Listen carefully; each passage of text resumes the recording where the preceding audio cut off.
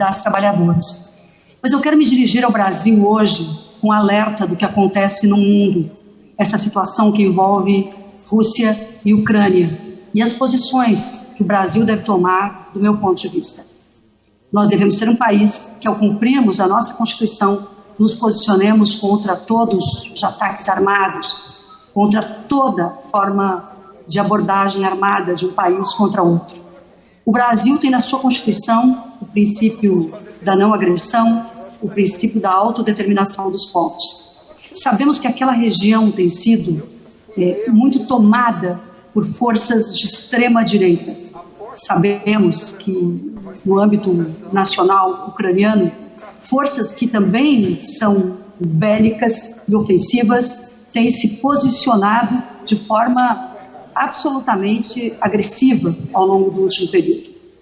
Mas é inegável que qualquer início, qualquer agressão, como acontece agora, da Rússia em direção à Ucrânia, ou ameaças da Ucrânia em direção à Rússia, acontecem de forma a serem enfrentadas pela comunidade internacional e também pelo Brasil, que deve propor sempre e invariavelmente que relações diplomáticas ocupem um espaço superior e não sejam jamais rompidas com o início de qualquer agressão de caráter bélico, de qualquer ofensiva bélica. A defesa da paz e da autodeterminação compõe a Constituição brasileira. Como disse o nosso ex-presidente Lula, que foi brilhante no seu período de governo, inclusive ao situar o Brasil nos debates internacionais, e ele também, quando o presidente enfrentou e posicionou muito bem o Brasil quando da guerra do Iraque, nós devemos sempre investir na dimensão diplomática. Cabe às Nações Unidas, nesse atual momento, colocar-se, assim como a comunidade das nações, colocar-se à disposição da busca da paz e do entendimento, da não agressão e da construção de valores que sejam democráticos. Nenhuma guerra é positiva para nenhum povo. E, neste momento, nós nos solidarizamos com todos aqueles e aquelas que, porventura, possam estar atingidos por mísseis, ataques, pelo rompimento de relações diplomáticas. Nos posicionarmos contra a guerra e pela paz é uma missão constitucional do Brasil.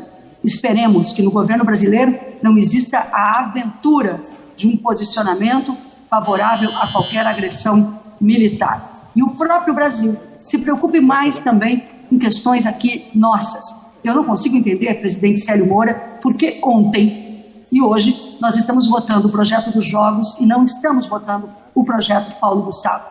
Eu realmente me impacta e me indigna que uma questão totalmente secundária, diante de outra tão importante, tenha sido priorizada. Pela votação do projeto Paulo Gustavo, nós devemos, como Câmara dos Deputados, dar uma resposta. Não há apenas uma comunidade cultural observando a Câmara dos Deputados, mas um Brasil inteiro que pergunta qual é a prioridade. Quando 2 projetos estão colocados aqui, por que jogos se transformaram em prioridade quando nós estaremos falando do teatro, do cinema, da música, da dança, de integração das comunidades e da geração de emprego e renda e melhoria das comunidades, porque a cultura também é economia criativa. Gente, fica o meu recado, paz no mundo e aqui no Brasil, prioridades. Dizer que a pandemia gerou inflação no mundo inteiro. Mas por que a inflação no Brasil é das mais altas do mundo? A pandemia gerou mortes no mundo inteiro. Mas por que o Brasil é o campeão mundial em mortes por Covid?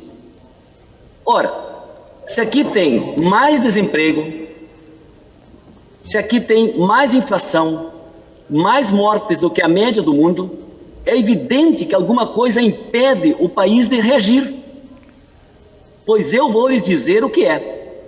Acontece que o Brasil, depois de anos de pandemia, continua sendo governado por Jair Bolsonaro.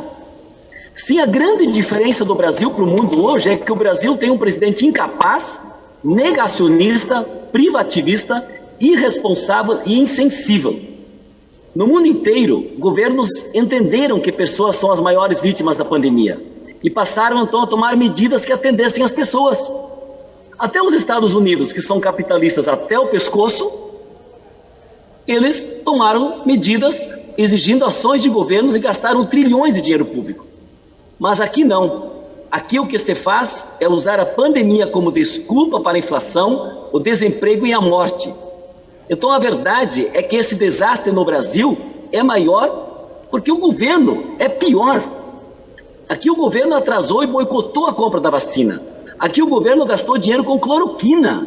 Aqui o governo não agiu para conter o desemprego. Ao contrário, aqui mesmo na pandemia, o governo continuou roubando direitos e reduzindo o salário do trabalhador. Aqui o governo não trabalhou para aumentar, mas para diminuir a renda básica. E as raras ações que teve, como o Pronamp, por exemplo, foram mentirosas. Não havia crédito para os pequenos. Aqui, ao invés de fortalecer a produção da comida, o governo abandonou a agricultura familiar, cobrou juros altíssimos pelo crédito agrícola. Agora mesmo, milhares no Rio Grande do Sul pela seca, o governo não ajudou e ainda retirou o crédito subsidiado. Então, para este governo, nós temos que dizer não. Aqui se vende a Eletrobras, não se enfrenta o tema dos combustíveis. Aqui se esquarteja a Petrobras e se obriga o povo a pagar um preço dolarizado por um produto nacional. Isso é criminoso. Então, é fácil entender porque a situação do Brasil hoje é pior do que a maior parte do mundo. Porque aqui não se enfrentou a pandemia. Aqui ela foi usada como desculpa para tentar justificar aquele que é o pior governo da história, o governo Bolsonaro. Por isso é que nós temos que ter o fora Bolsonaro e a esperança da construção de um programa que pense no país, no seu desenvolvimento, na sua soberania. E aí, que bom que o Lula está de volta ao cenário político. Quero, nesta manhã de quinta-feira, me pronunciar sobre a votação que nós tivemos ontem à noite, nesta casa, sobre o PL que pretende a legalização dos jogos de azar.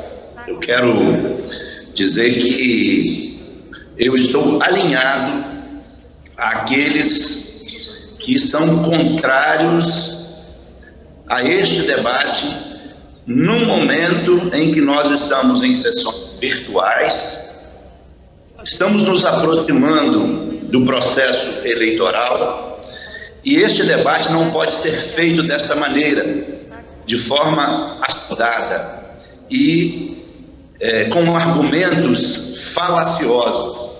Por isso, eu quero parabenizar a CNBB, que divulgou uma nota contra a legalização dos jogos de azar.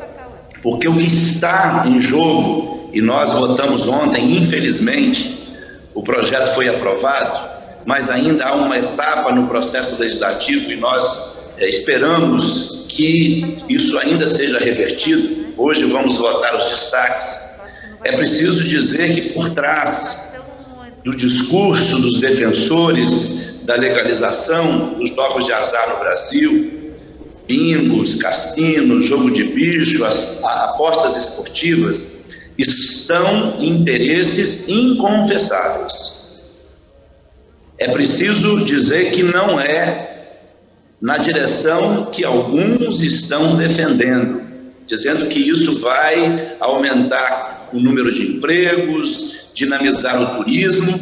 É preciso denunciar que há interesses econômicos e, acima de tudo, há sim uma possibilidade de nós ampliarmos a participação do crime organizado e a liberação desses jogos. Desta maneira, pode favorecer e muito a lavagem de dinheiro, o crime organizado, e é preciso que a gente coloque que a aprovação desta lei, que nós ainda esperamos reverter, porque ainda tem um processo pela frente, é um ataque aos valores fundamentais da pessoa humana. Esse projeto atende apenas aos ricos e exclui ainda mais os pobres. Esse debate não deveria estar acontecendo neste momento.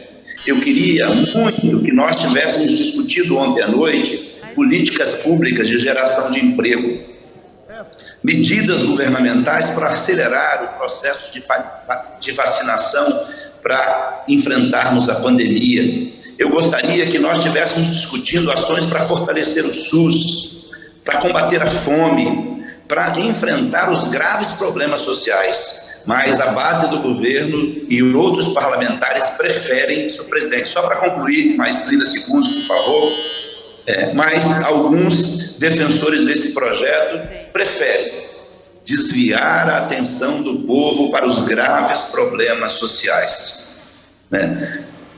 Não podemos concordar que esse seja um debate prioritário.